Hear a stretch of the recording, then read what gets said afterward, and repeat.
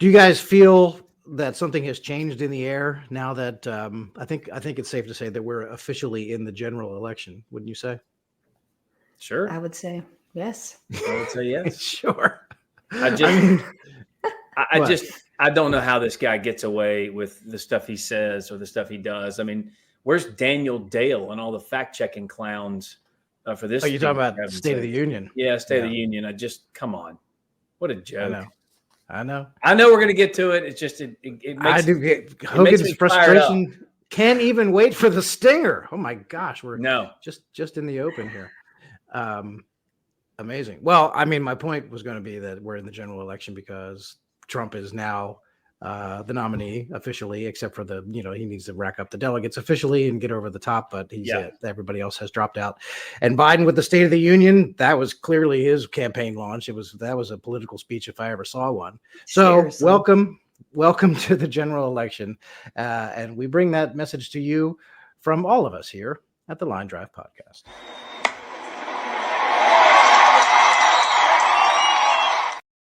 Good stuff. So State of the Union is the freshest, most recent thing, Thursday night.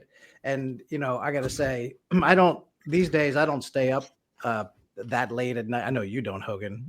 I definitely don't. What are you talking about? I was up till midnight last night. I know, but usually you don't because you're at the gym at 3:00 in the morning or something. But I usually don't. I don't stay up that late unless there's football involved, usually these days. And so, I thought Biden better make this good for my time because I'm up late to watch this thing. And, it was just, I got to tell you, it was I thought it was very difficult to watch. I found it hard to watch that speech. He was angry. He was divisive. He was speed shouting is what I thought. A good way to describe it. Like he was trying to pack 90 minutes of speech into a 60-minute opening. Probably because he took 15-20 minutes to shake every person's hand walking in and walking out. That was like the slowest entrance and exit ever. Yeah. Also, it took a meandering path to get to the Capitol because of his Hamas, his pro-Hamas section of his political party. Yeah, that's so amazing that it took him. It was hard for him to get to the Capitol because of all the crazy leftists out in the street chanting in favor of Hamas. And, when you read between the lines, it's basically death to Jews and wipe Israel off the face of the earth because that's their position. I know, Hogan, you've been doing a million TV and radio hits before and after State of the Union. What are you telling folks? What's your main reaction to it? Okay, a couple things here, several things here. It's the State of the Union for the United States of America. He started with Ukraine, okay, which is weird. Right. He was trying to make a parallel between Russia and Vladimir Putin and Trump, which is so offensive and so stupid and so untrue. In addition to that, the American people care about the border, the economy, crime. He didn't even talk about any of those with any solutions in mind at all. Instead, pushing for money for Ukraine's border, not talking about our border until the 41st minute. He was forced finally to say Laken Riley's name, although he still hasn't done it because he said Lincoln Riley, who's a football coach. And then he didn't even admit the fact it's his open border policy that allowed the alleged murderer to come into this country to commit the murder. The economy, he said, was on the brink when we had 1.4% inflation, 2.6% mortgage rates. Those are all jacked up through the roof now. He said crime is on the decline. That's funny because Kathy Hochul just unleashed the National Guard to protect the subway system in New York. The whole thing was angry. It was divisive. It was caustic. We all saw that. I did not expect anything less. Everyone said, why wasn't he president? No. He talks like this all of the time. What I was surprised about, though, was that there was no real chance, none at all, for him to deliver a line that made both sides stand up. Both sides go, yeah, that's good. We have to clap for that. He didn't force those. He focused on this small faction of his party. And yes, he talked about things like, I've relieved the pressure of loans, a loan debt. No, you didn't. You shifted the burden on the people who didn't go to college. You forced everyone in America who didn't go to college to pay for those who did. That made me angry. He talked about gun control. Sure, we'll talk about it as soon as you get Hunter to abide by those laws. He talked about the rich paying their fair share. Sure, we'll do that as soon as you get Hunter to pay his fair share in taxes. But what I did learn was something new, Tim. I didn't know this. We're all well aware of the fact of the Renaissance man who is Joe Biden. I mean, after all, he's an 18-wheeler driver. We knew that. Yeah. We know that he started the civil rights movement. We also know that he was in jail in South Africa when he went to see Nelson Mandela. What I didn't know was that he taught the Second Amendment constitutional law for 12 years. Did you know that? So I learned something new in that speech. I heard him say that. He has never, I don't know how many times that the RNC has to correct him. Every time he talks about either now, that's a new one, teaching the Second Amendment for 12 years. But previously, he talks about being a professor at Penn. He and RNC fact checks him all the time. Every single time he says this, he has never taught a single class on any subject, Second Amendment or otherwise. What Hogan, are you talking about? Your tweet on that when I saw it last night, well, I was cracking up at that. But really, does he actually think he did these things, or is he just blatantly lying because he's gotten away with it for so long? By now, he believes it's true. It's all part of the tapestry of his life in his mind. There's no question. He also once claimed that in the congressional baseball game, he hit a ball off the fence. Like a stand-up double. He knocked one off the fence. It was, just feet away from going over the fence for a home run. And, ironic considering he can't stand up, but okay. Right. So our good friend, we all know and love Zach Parkinson. He went and researcher extraordinaire. He went and dug up news accounts of all the congressional baseball games in which Joe Biden took part, and he never knocked he never. Did they keep the books on those? Well, not the box score, but they have a write-up of it. That's so funny. Can I give my quick little synopsis? Yeah, go ahead, Sonny. Please, barge in. Sorry, Sonny. I got fired up about it. Go ahead. No, it's okay because this is what I got so fired up about. Tim, first of all, I'm with you on the staying up late thing. Now, I have a 6-month-old. He's in bed at 8 o'clock every night. I'm in bed at 8 o'clock every night. So this was really a stretch for me, and I struggled to make it through the end. But I knew that he was probably going to talk about abortion, and watching the lead up on Fox of before he came out, listening to who Jill Biden had as her special guest for the State of the Union. I did some research into I think Kate Cox is her name, her special guest. Just a devastating story how they put this woman on a pedestal who had an abortion with her baby, who she had to sue the state of Texas so that she could get a late-term abortion with her baby who was diagnosed with trisomy 18. And the Biden White House and administration is just celebrating this. Oh, good for her for doing this, choosing this for her life. So that was just devastating. But then he focused so much on abortion within the first, 15 minutes of the speech? Yep. And to see so many members of Congress, these are supposed to be our leaders, like leading our nation, making our laws, standing up and applauding and cheering the dismemberment of children, just this culture of death inside the Capitol is truly what it felt like. It was just so disheartening to see. And I had two thoughts. One, is he talking about abortion right off because he wants it to make it the center point of his campaign? Or two, is he talking about it first to get it out of the way? And notice he didn't. No. Center point. He's gonna. Yeah, they're gonna push on abortion quite a bit. He's gonna turn around and talk about how much of a devout Catholic he is when he's minutes just going on and on and on about choice and right and reproductive rights, and then threatening the Supreme Court to their face. Unreal. Ironically, threatening him over the power of women. When someone sits on the Supreme Court right in front of him who can't define what a woman is. That's a good one. Yeah, that's always true. That's always fair to bring up. But didn't I see and I was furiously typing tweets and everything while I was watching the thing last night. And so I didn't catch every single word of the speech because I was as I was typing with my little thumbs, I was paying attention to what I was writing. But I saw a tweet from someone else afterwards. You're talking about abortion here. Is it true that he did not actually use the word abortion? No, he didn't. He didn't. Yeah. So it was in the speech. Yeah, so the left is going nuts because it was in the speech, and they released the prepared remarks in advance right before he goes out there. So it was in there. But when he got to that point of the speech, was in there. The word abortion, yes, was in the prepared text. But when he got to that point in the speech, he was ad-libbing, or I don't think he wandered off the dais exactly, but he skipped the word for whatever reason. He didn't say it. So that's got the left a little bit mad. There's another word that you guys probably are. I thought as soon as he said this, I thought, oh, he's going to get in trouble for that one from the left. Here's the bit about. Now, you talked about how he talked about Ukraine right off the bat, which is not, of course, not 70% of the people in this country think that this country is on the wrong track and headed in the wrong direction. Yeah. 70%. And so naturally, when he's trying to get those people to pay attention to him, and as he's running for re-election, the first thing he talks about is someone else's country, which makes no sense if you're in political trouble like he is.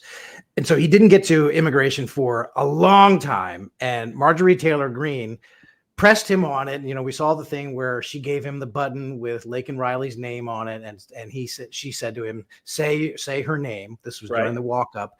And then when he got to that point in the speech, she's heckling him from the seats there. And here's the clip of this.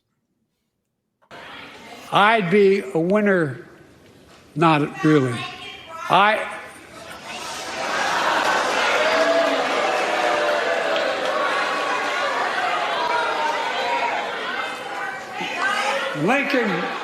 Lincoln Riley, an innocent young woman who was killed by an illegal.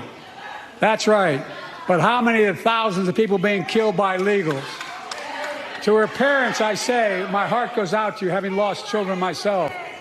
I understand. But look. Okay.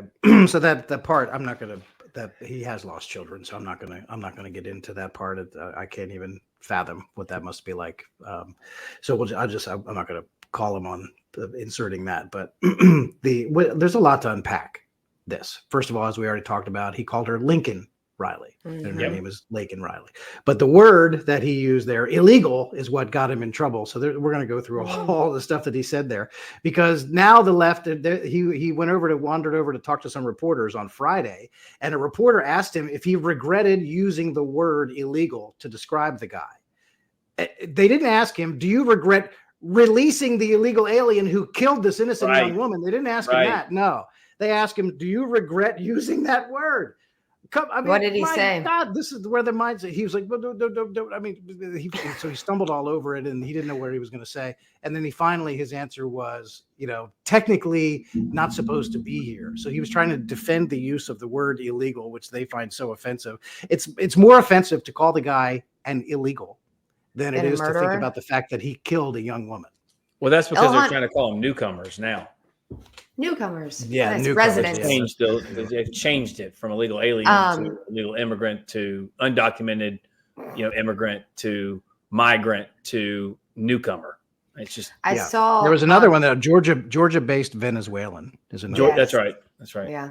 Ilhan Omar tweeted and said, I think it was either right after the speech at some point, and said, no human is illegal. So once again, taking the side of the we really should have thought of this ahead of time, but we should say, you could think of it during the course of this. We should at the end give our favorite tweet by somebody about the State of the Union. Oh man. I saw there were a lot of good ones. I already have my favorite one. Actually, I have it. Well, we can do it now if you want to. You don't have to pick one of mine. You don't have to pick. Yeah, that's right. That's right. Tim, yours were good. That's true. But can we talk about him saying how many thousands of people have been killed by illegal? So what's he talking about? What did he say? What is he talking about? What did he say? What do you think he said, Hogan? He said how many thousands being killed by legals? Or is he saying how many? What's he talking about? I don't know, but I didn't know what he was talking about through most of it. Look, that was the part where I was very confused. Was he trying to say it's sad, but whatever? We have a lot of people dying from illegals. Or was he trying to say how many people die at the hands of legals, which is stupid because if we already have our own crazies, why are you importing 8 million more? That doesn't make any sense. Right. So, I think he was trying to be clever and say legals, like saying there's thousands of people getting murdered here all the time by people who are legally present. Why don't we talk about them? So he's like highlight our own crime. totally downplaying this murderer, saying, well, what do you care about this one for? Just put it in there with the other thousands of them. So dumb. It wasn't compassionate at all. And Hogan, I know earlier you said that this is who he is, this, angry man, this is who he is. And I agree, but I will say I was expecting it to be a little bit more maybe calm, a little bit more unifying, at least fluff and lying. But the whole thing was just angry yelling. You're right. I expected it to be that. What I said was, I'm not surprised by that at all. Didn't shock me one bit. When he started, I went, yes, this is the guy with the red behind him in the background and the fascist imagery and the troops and whatever, the Marines. Yeah. That's what he is. And the idea, again, that anybody who disagrees with him, anybody who isn't going to vote for him is Hitler. Do you understand how, first of all, it's just so dumb. It's just so stupid. Like, he didn't say, hey, there's a faction of the party that I think is too extreme, or there are plenty of good Republicans out there, but I think some of them. No, he just says, if you're for the other side, you're Hitler. It is so dumb. And every U.S. senator that I know, every reporter I know who has known Joe Biden since he's a congressman says that's par for the course. They all say he is dumb. Every one of them. I'm not saying it. Many people are saying it. It's not me. People just tell me that. And so I'm not surprised at all. Yeah. Go ahead, Hogan. I know. Are we going to another topic? Or are we staying? Well, no, I want to say when it came up and when MTG was heckling him at like the beginning, everybody saw the beginning where she gave him the button. Yeah. And then when it got to that part of the speech, let me just play the first part, just the first few seconds of this thing again. I'd be a winner. Not really.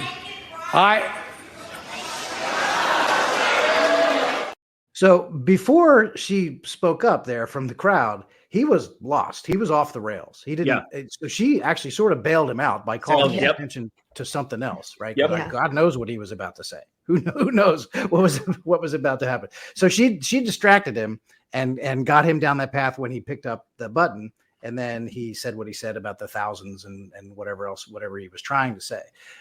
As that was happening, I was thinking to myself, this is actually an enormous, and he had to be quick in the moment, but this was an enormous opportunity politically for Joe Biden at this point in the speech where he's got Marjorie Taylor Greene in the audience heckling him. He picked up the button and then he got it wrong, but he attempted to say Laken Riley's name. He attempted to say it. And if he had followed through and said it was a horrific crime and this is exactly what and if he had flipped it and used it, they call it a Sister Souljah moment because it was Bill Clinton years ago who, turned on his party and attacked the gangster rap and the lyrics and the violence and all that stuff in the gangster rap. And it was contrary to what people would expect a liberal Democrat to say at that time. Biden had a golden opportunity to seize this issue and actually become the champion of fighting against the violence caused by illegal aliens, right? But he botched it. He completely ruined it by muddying it up, saying whatever he was saying about the thousands of other people who have been killed. So it was a real chance for Biden, but it's been drilled into his head that he has to fear the left and he cannot. And I think it's probably in his instincts to be a hardliner on immigration. He probably used to be, and he wasn't the guy that he is now. Mm-hmm. But he's so afraid of the left that he knew that he couldn't seize it. And he started to, and then he backed off. And then in the end, he ruined it and he made everybody mad because now the right clearly doesn't trust him. And he used the word illegal. And now the left is mad at him all over again. And she completely dropped the whole thing. Also, when she yelled out Laken Riley, say her name, were people booing her? I think probably the Democrats in the chamber. Democrats are booing her. Yeah, probably. Yeah, calm down. Also, he looked up in the gallery, like her parents. They weren't there, were they? No, they weren't. I heard somewhere that they had been invited and declined. Speaking of, member. He thought that her parents or her family anyway. He thought that they must be present in the gallery somewhere. Yeah, but they weren't. They were not. Yeah. Speaking of people in the gallery, the Marine who stood up, who lost his son at Abbey Gate. With the withdrawal of Afghanistan. To me, that was powerful for a million reasons. Now, this guy has now been arrested. he faces 90 days in jail. And I got asked about this on one of the shows too, Tim. And I was thinking, 90 days in jail for shouting. This guy's living in his mind and his heart the rest of his life in prison because his son was killed when the United States of America had intelligence that there was a suicide bomber. The United States of America, people in the DOD, Secretary of Defense, told Joe Biden, you can't do this. It's going to be problematic. He lied about that. So he never saw any intelligence about that. Never heard that. Then, of course, where were all the reporters who called when we were in the White House, every DOD official to find out what was true? No, it took them a while to do it, but finally the truth came out. I was just thinking to myself, this guy is so tone deaf for this country. When you had the opportunity, you said he had the opportunity, he did, to seize the moment on that immigration issue, the border issue. He had a moment there where he could have done something or said something about that. The problem is Joe Biden's decline in the polls started with the withdrawal of Afghanistan. When everyone saw that, that's when it started going down, and that's where it stayed. It's stuck. That did not leave him. And so I can see why I didn't want to talk about it. And I'm not condoning the yelling out and all that kind of stuff. But at the same time, I get why that dad's pretty pissed. You know what I mean? I get why. He's facing jail time over this? Yeah, 90 days, I think. Now, I don't know if he's going to go to jail. I'm just saying 90 days. Oh, my gosh. That's pretty staggering. That's insane. Yeah. Think about we talk about this all the time, but all of the riots that have that happened during 2020. And did anyone face any jail time for that? Well, also, it is not lawful to block traffic. It is you do not have a First Amendment right to impede the roadways. Sure. And the president of the United States had difficulty getting from the White House to the Capitol last night to deliver this speech that we're tearing apart right now because of a bunch of leftist protesters. I would like to know how many of them were arrested. Like this Gold Star Good point. got arrested. Yeah. Probably none. How many? And if the streets were blocked and there were protesters around, how did the Secret Service and the DC police, and the Capitol Police, how did they clear a path for the president to get from the White House to the Capitol? How were those people removed from the roadways? Because I know you know this, Hogan, because you were there in the White House when this stuff was happening.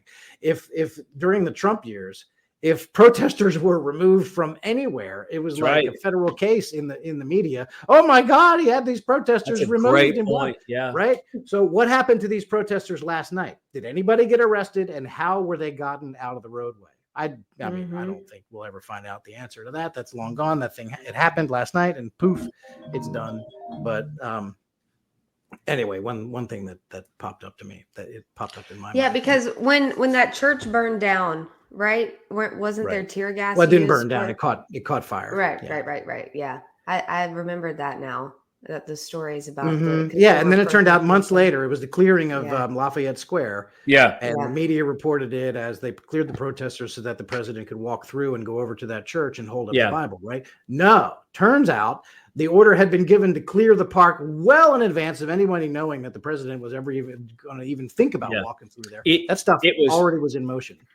And internally, we were saying, myself and someone who shall remain nameless, were saying, it's almost as though the press were saying, they tried to burn down that church the night before. How dare you stop them from coming back and finishing the job? Right. You know what I mean? It's just insane. It just was so bad. I do, I don't know where we are in wrapping this segment, but I do want to do the tweet thing because I want to hear what Sonny Joy's. Go ahead.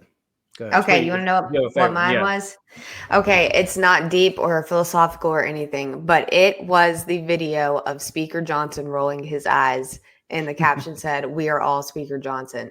His facial expressions were killing me last night. So funny. So funny. Yeah, he had Speaker Mike Johnson had the hardest job of all last night. Kamala Harris can sit there and look like she's agreeing with every single word that comes out of the guy's mouth. That's her job. Johnson has to sit there and listen to a speech that is awful from his perspective. And have this smile plastered on his face the whole time. That's That's hard duty. Oh, can It I is. add one more thing too that I thought of? He spent how many days at Camp David working on this speech? 5 Yeah. days? And this is what Quite a while. this is what they And they by the got? way, just understand a State of the Union, because I've done several of these at this point. You have each segment is given to a cabinet secretary. The cabinet secretaries are trying to compile their piece of it. It goes through legal review, comms review, cadence for the president. He edits it. Staff, chief of staff, they look at it. This is like every word is parsed and driven through a tight sieve to make sure every word is accurate. All these things are true, that fact checkers are going to waste their time even watching it. And as you said, Sonny, and that's what we got. Yeah. Like this is the most deliberate, simple. It's not simple necessarily to deliver, but it is the most deliberate, clear pathway for you to give the American people a message. And I just think he blew it. Yeah. Totally. Yeah, it What wasn't. was your Yeah, go ahead. What tweets did you like, Hogan? Yeah, did you what say? was your favorite? Oh, I had tweet, one. Hogan? Now, look, I'm a sucker for Molly Hemingway, as you know, I think she's been on the show. Yeah. This crack, I don't know. This is one of those ones where I was scrolling and kind of laughing, and this is funny. And I saw this and I lost it. It said, plot twist, it was Joe Biden's cocaine in the White House. Yeah, right. Oh Because he my was gosh. just zooming through that speech. Yeah, I man. thought that was great. He was They're hyped great. up, man. He was spitting out words so fast, Oh. gosh. Yeah. Tim, do you have So a favorite? Well, there were a ton of tweets that I thought were really funny and really dead on. And I like the ones that are kind of funny, but the one that stuck out to me, and I quote tweeted it today because I didn't see it until today. And I guess it wasn't posted until today, but it was posted by a Democrat named Sawyer Hackett, who used to work for Julian Castro. Remember when Julian Castro ran for president for about, was he the one who ran for president or was his brother? Sure. Right. So Sawyer Hackett, the Democrat, tweeted, I guess Biden was still in the chamber and had not left yet, but he was still wearing his microphone. Or I think he had a wireless mic on. Yeah. He's still wearing it. So he's talking to a group of Democrat senators, and he says, this is a quoting, and Sawyer Hackett tweeted this little tape on C-SPAN that caught this little exchange of Biden talking to the senators. Biden says, I told him, Bibi, meaning he's talking to Benjamin Netanyahu, prime minister of Israel. I told him, Bibi, and don't repeat this, you guys, but you and I are going to have a come to Jesus meeting. That's what Biden Jewish. says. This is Biden telling senators that he told Benjamin Netanyahu that they were going to have a come to Jesus meeting. Now, Also, he's if Jewish. Donald Trump, right? Is Benjamin Biden aware? Netanyahu's Jewish. Is Biden aware that the prime minister of Israel is Jewish? Is Biden aware of this?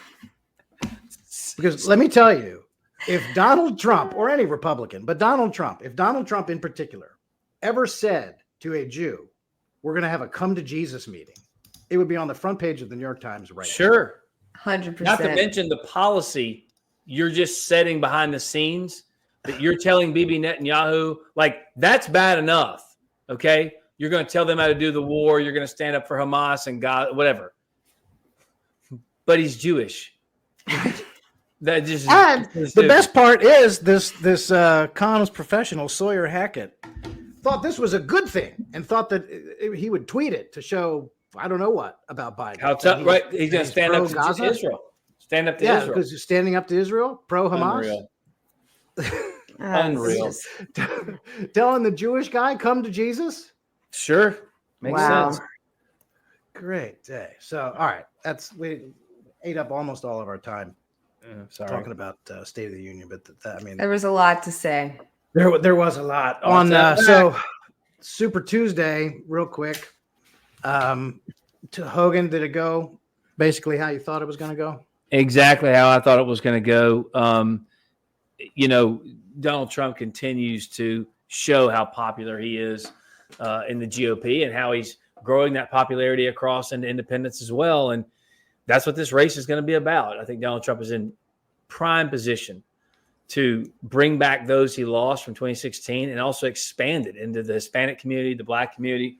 Women now, I think, are even with Biden, which is huge for Trump.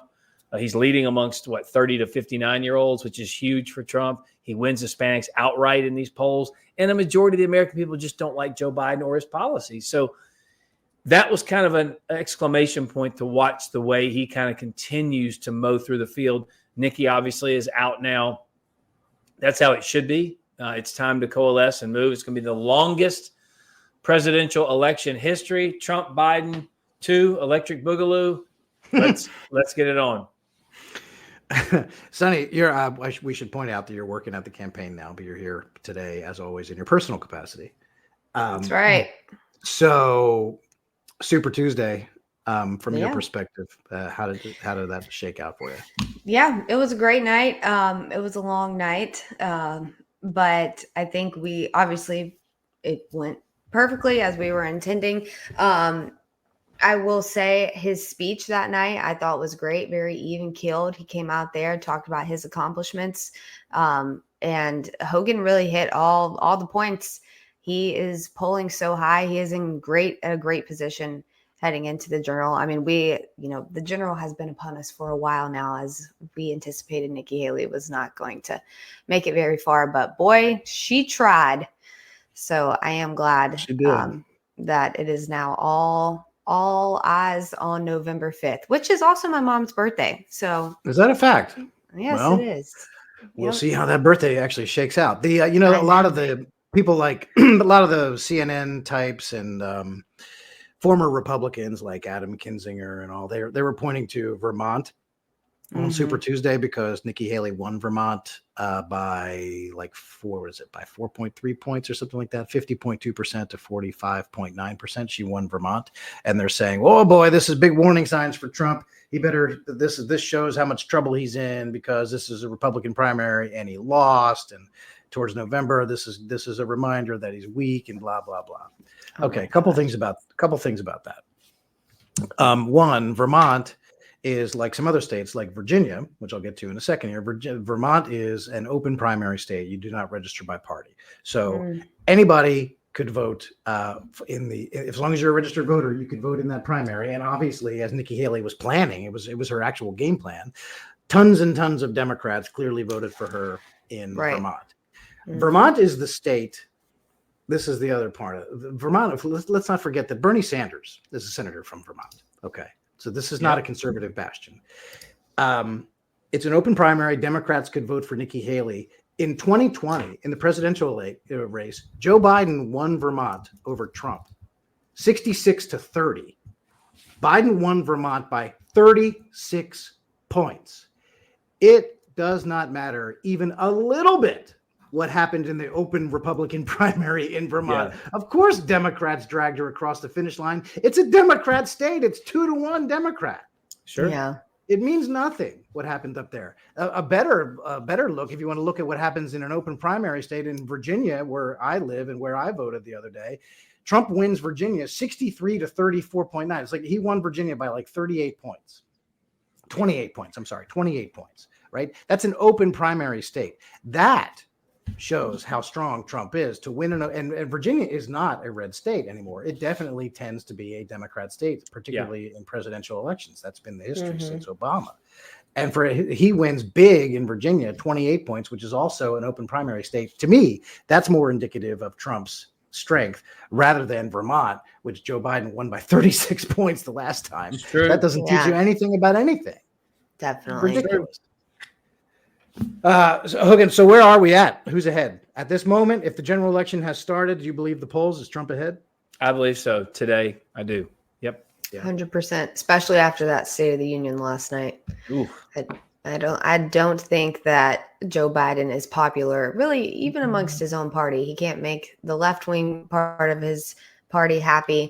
I mean, they can try to spin their economic numbers as much as they want to. People aren't feeling it. It literally does not matter what people go on TV and say, "Oh, the economy is so great." Regular people don't feel it.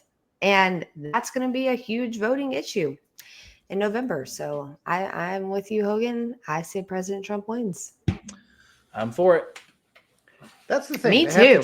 They have to try to convince people that what they can see and feel is actually not happening. Like Right. Now they've had to admit that the Yeah. border is in You chaos. can't But do that. For the longest time, you're saying, no, the border is secure, when it's clear to everyone that the border Doesn't is not work. secure. And now they're telling people, no, the economy is awesome, when the economy is clearly not awesome. You're so And, right, Tim. You know, and they're doing dumb things. Like they got their guy Paul Krugman, whatever, in the New York Times, the columnist and economist, saying we have won the victory. The battle over inflation has been won. It is over. That's not. It's not true. First of all, it's sped up again.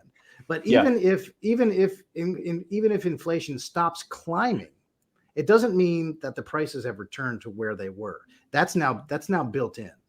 Yeah. Right. Those prices aren't coming down. I agree. And so they keep telling people things that are easily disproven just by walking around in this country. You have to make $11,400 more now than you did under President Trump just to keep the same lifestyle. The amount of percentage you spend on food from your paycheck now is the same amount you spent in 1991. I mean, everyone feels that. You can talk about shrinkflation all you want to, and a bag of chips and a bag of cookies, but shrinkflation is only an exclamation point on your bad policy. If that even is happening, why do you think these companies have to do that? Because you've made the cost of business too high. Right. It's insane. It's just a way for them to shift blame. Before we wrap, what was the deal with the $400 a month to help offset mortgages?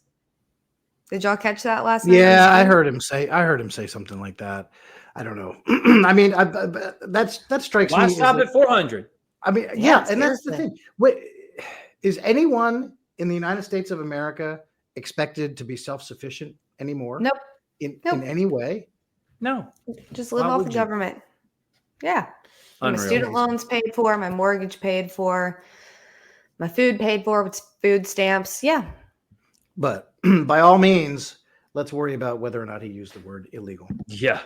Because that's, I mean, he's a guy who's in big trouble. Clearly conservatives don't like him. Independents don't like him. And now he's got a problem on the left. There's a reason why his approval rating is around 30%. It's because he's alienated basically everybody. You're right. And anyway, that's it. Good conversation. I thought this was a good one. State of the Union, Super Tuesday. Thanks, guys. Sonny Joy Nelson, J. Hogan Gidley. I'm Tim Murtaugh. This has been the Line Drive Podcast.